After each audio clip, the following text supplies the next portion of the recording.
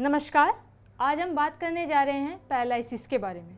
सबसे पहले जान लेते हैं कि पैरालिसिस होता क्या है। पैरालिसिस में किसी भी बॉडी पार्ट्स का प्रॉपर वर्क ना कर पाना, एक तरीके से उसका डेड हो जाना, मसल्स में प्रॉपर ब्लड फ्लो ना हो पाना ही पैरालिसिस कहलाता है। जिसमें आपके आधी बॉडी भी हो सकती है, आपका कोई एक पैर या दोनों हाथ भी हो सकते हैं, या आपका फेस भी हो सकता है, जिसको फेशियल पैरालिसिस भी बोला जाता है।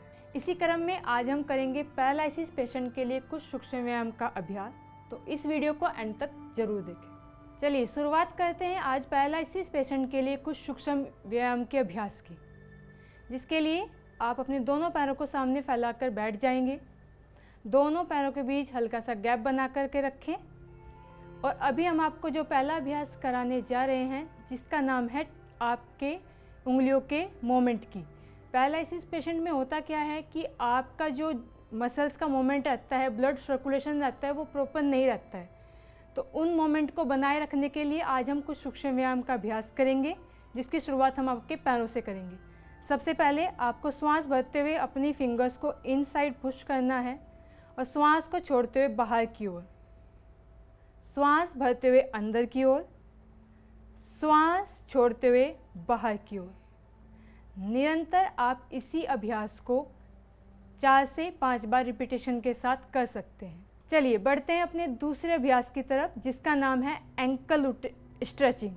एंकल स्ट्रेचिंग करने के लिए आप श्वास भरते हुए अपने पैरों को, एंकल्स को अंदर की ओर स्ट्रेच करेंगे, श्वास छोड़ते हुए बाहर की ओर, श्वास भरते हुए एंकल्स स्ट्रेच करेंगे अंदर की ओर, श्वास छोड़ते हुए बाहर की ओर। इसी अभ्यास को आप अपनी ब्रीदिंग के साथ 3 से 5 मिनट के लिए इस अभ्यास को कर सकते हैं। फिर कुछ समय के लिए आप अपनी समान स्थिति में बैठ कर के रिलैक्स करें और फिर अपने दूसरे अभ्यास की तरफ जाएं। चलिए बढ़ते हैं अपने अगले अभ्यास की तरफ, जिसका नाम है एंकल रोटेशन। एंकल रोटेशन करने के लिए आप अपने पेशेंट के दोनों पैरों के बीच 2 से 3 फीट का गैप बना करके रखेंगे।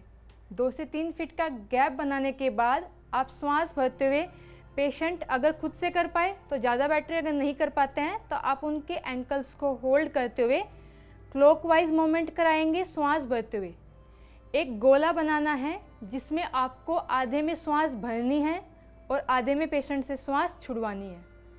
ये अभ्यास आप क्लॉकवाइज और एंटी क्लॉकवाइज 5 राउंड आप कर सकते हैं। एक बार फिर से करके दिखाते हैं।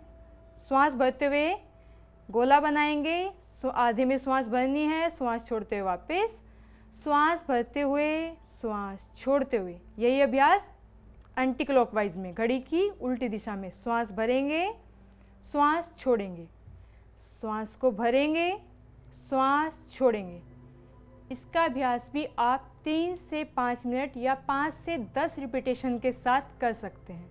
चलिए बढ़ते हैं अपने दूसरे अभ्यास की तरफ, जो है आपका नी मोमेंट। नी में आपको क्या करना है, श्वास भरते और छोड़ते समय अपनी नी मसल्स को कांस्टेंट और रिलैक्स करना है।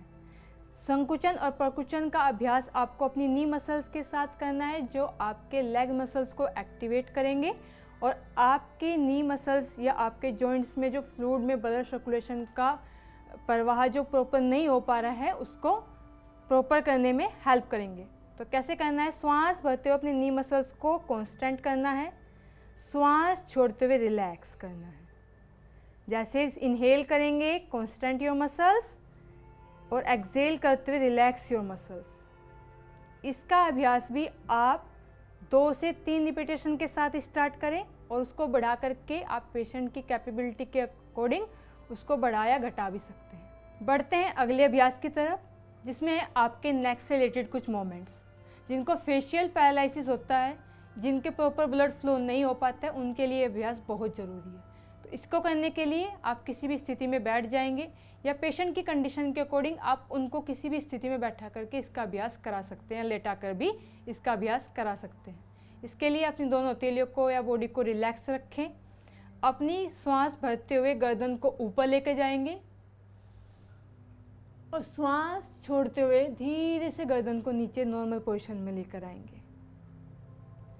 श्वास भरते हुए गर्दन ऊपर स्ट्रेच करेंगे। ब्रीदिंग को किसी भी प्रकार से आपको होल्ड नहीं करना है। श्वास को छोड़ते हुए नीचे। इसका रिपीटेशन भी आप 3 से 5 तक कर सकते हैं। इसी के दूसरे अभ्यास की तरफ बढ़ते हैं, जिसमें है आपकी neck movement side to side.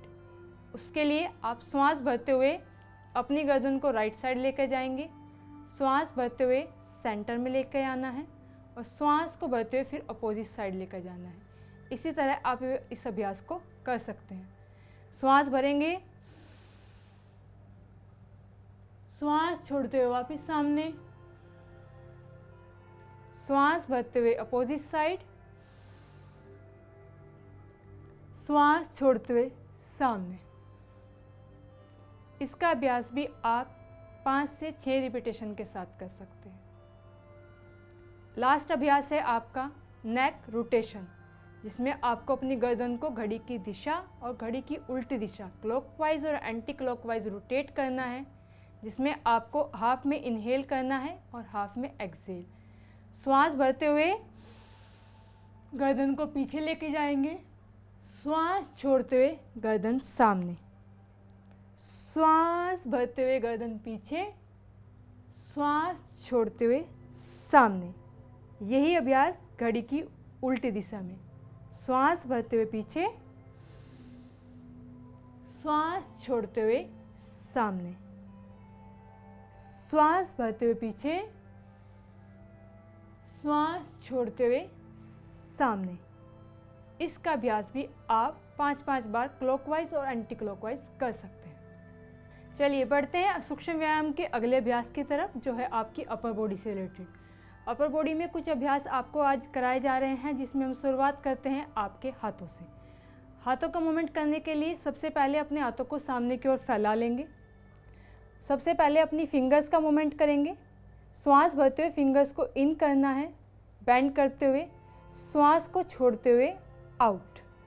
श्वास भरते हुए फिंगर्स इन, श्वास छोड़ते हुए आउट। श्वास को भरेंगे, उंगलियां अंदर की ओर लेकर आएंगे, श्वास छोड़ते हुए उंगलियां फैला देंगे। इस अभ्यास को भी आप 5 से 6 रिपीटेशन के साथ कर सकते हैं। यहीं से दूसरे अभ्यास की तरफ बढ़ेंगे, जिसमें अपने दोनों हाथों को ऊपर की ओर स्ट्रेच करके रखेंगे, दोनों हथेलियां सामने।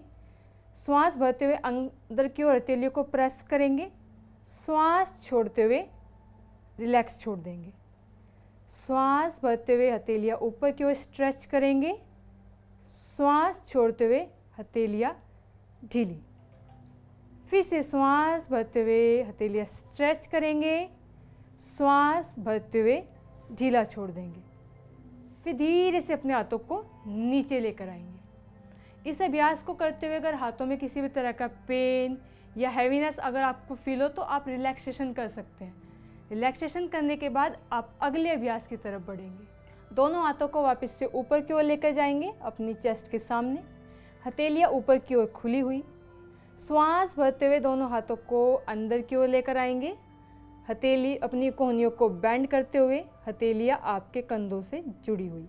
श्वास छोड़ते हुए हथेलियां ऊपर की ओर खुली हुई और हाथों को सामने की ओर खोलेंगे।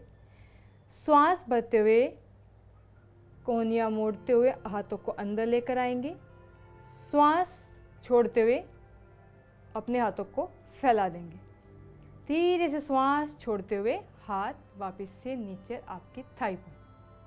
चलिए बढ़ते हैं अपने अगले अभ्यास की तरफ, जिसमें है आपका शोल्डर्स और आर्म्स रोटेशन। उसे करने के लिए सबसे पहले आप किसी भी स्थिति में बैठ जाएंगे, अपने दोनों हाथों को श्वास भरते हुए सामने लेकर आएंगे, दोनों हाथों को बेंड करते हुए अपनी फिंगर्स को अपने शोल्डर पर अटैच करेंगे और श्वास को धीमा रखते हुए या नॉर्मल ब्रीदिंग रखते हुए आप अपने शोल्डर्स को घड़ी की दिशा में या पीछे की ओर रोटेट करेंगे। इसका रिपीटेशन आप 3 से 4 बार कर सकते हैं, या पेशेंट की कैपेबिलिटी को ध्यान में रखते हुए भी आप इसका अभ्यास कर सकते हैं।